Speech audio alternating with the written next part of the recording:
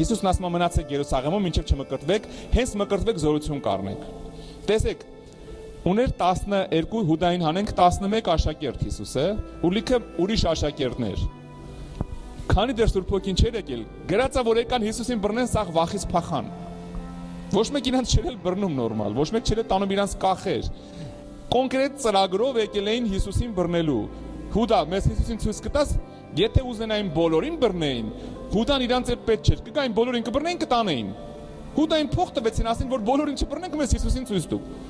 Ասա, որ մեկն է այդ ամես պետք, մասացը պետք չեն։ Բայց գրած աշակերտները բոլորը փախան։ Վախկոտ փախնող աշակերտներ, բոլորը փախան։ Բայց այդ նույն աշակերտները Հիսուս ասեց մնացեք որ զորություն առնեք։ Հենց Սուրբ Հոգով մկրտվեցին, դառան ուրիշ մարդ։ Այդ նույն աշակերտները բոլորին Հիսուսի համար կեսին խաչեցին, կեսին գլխատեցին, կեսին թրով սպանեցին, ոչ մեկ էլ չէր փախնում։ Նույն Պետրոսը, որ 3 անգամ Հիսուսին ուրացավ, նույն Պետրոսը, երբ որ իրան խաչում էին, ասես մի խաչեք, ասես ես արժանի չեմ Հիսուսի նման խաչեմ, ինձ գլխի վրա խաչեք։ Նույն Պետրոսը։